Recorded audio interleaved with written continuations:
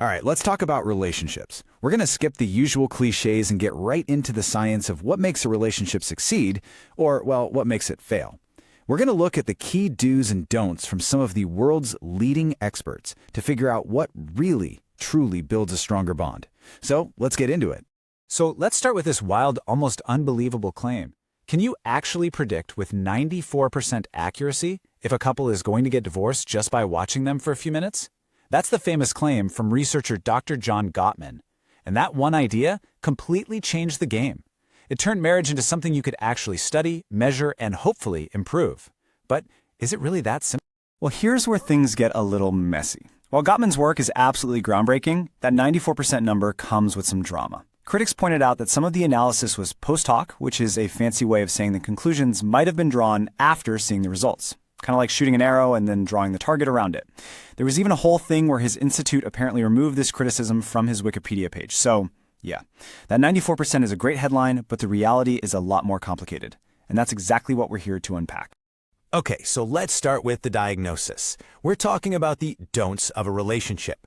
These are the big red flags, the destructive patterns that, if you let them run wild, can absolutely poison the connection you have with someone.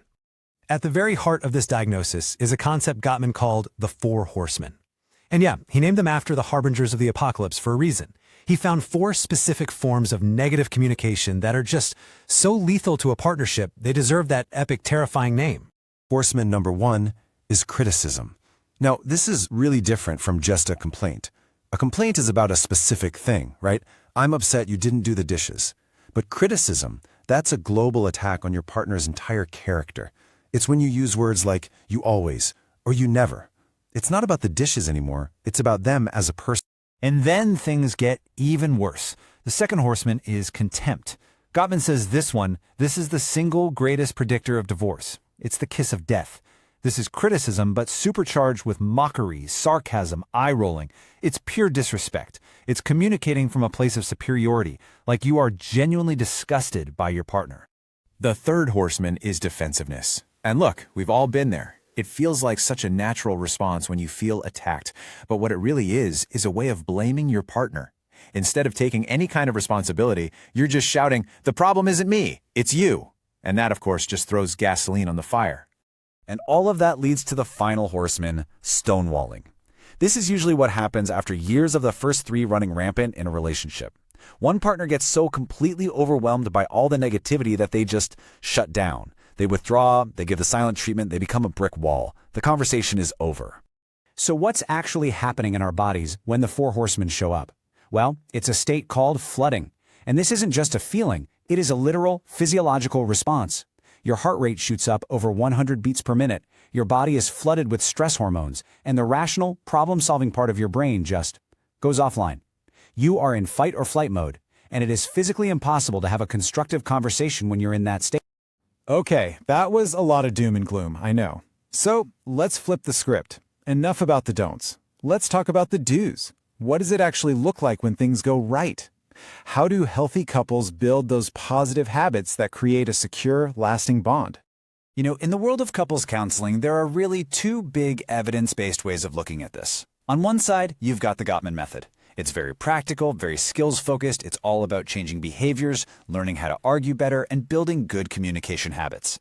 Then, on the other side, you've got emotion-focused therapy, or EFT. This one digs a lot deeper. It's all about our attachment styles and trying to figure out the underlying emotional wounds and needs that are really fueling all the conflict. And I saw this fantastic quote from a therapist on Reddit that just nails the difference.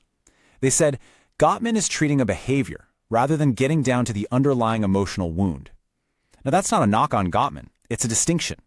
You can think of one as physical therapy for your communication muscles, while the other is more like deep surgery for the emotional core of the relationship. And both are incredibly valuable. And the research actually backs this up. A recent study compared the 2 methods on something called covert relational aggression. You know, passive aggression, the silent treatment, that kind of stuff. As you can see here, a lower score is better. Now, both therapies worked. They both helped. But EFT was significantly more effective in this area. It suggests that for those deeper, unspoken issues, you really got to get to the emotional root of the problem. So, what's a key do that helps build a strong foundation? Well, Gottman identified something he calls bids for connection. Think of these as the fundamental currency of a relationship. They are all the small, everyday moments when one partner reaches out for attention or support. It could be as simple as saying, "Wow, look at that bird outside." It's not about the bird. It's a bid. It's a tiny request to connect. And what Gottman found is that masters of relationships constantly turn toward these bids, while disasters turn away. So we've got the diagnosis and we've got the foundation. Now let's talk about a treatment plan.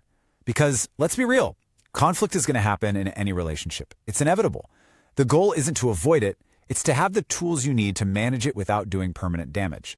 And here's one of the most surprising and honestly liberating findings from all of Gottman's research. A staggering 69% of a couple's problems are perpetual. That means they are fundamental differences that are probably never going to be fully resolved. One of you is a spender, the other is a saver. One is a homebody, the other loves to travel. These issues are going to keep coming up forever. So this completely changes the goal, right? The point isn't to resolve every single conflict, because you can't. The real goal is to learn how to manage those perpetual problems with some humor and respect and affection so they don't just turn into this gridlocked battle. You have to learn to live with the issue instead of letting it tear you apart. And here is the single most practical tool for when you do get overwhelmed. When you feel yourself flooding, you have to take a productive timeout. Here's how. 1. Agree on a signal beforehand, a word or a hand signal that means pause. No last-minute jabs. 2. Take at least 20 minutes apart. That's the minimum your body needs to physiologically calm down. 3, and this is key, do something distracting and soothing. Do not sit there stewing over the argument. And finally, 4, agree to come back to the conversation later, when you're both calm and actually ready to listen. All right, for our last section, let's zoom out a bit. Because a great relationship is about so much more than just managing conflict. The ultimate goal is to build a life of shared meaning and purpose together. This is about real, long-term health. And this is how it's done. The strongest couples intentionally create a culture that's unique to them. It's made of daily rituals, like always having that first cup of coffee together. It's weekly traditions, like a non-negotiable date night. It's about actively, genuinely supporting each other's individual dreams. And it's about creating shared goals and a shared history of positive memories. This is the connective tissue. This is what makes a relationship feel like you're a team with a real shared purpose. So we'll end with this question for you to think about. It is so easy to get caught up in the day-to-day problems, the little conflicts. But the real strength of a partnership, the thing that makes it last, lies in the world you are actively creating together. So beyond just solving problems, what are the rituals, the dreams, and the shared values that you and your partner are building? Because that's what truly makes a bond that lasts.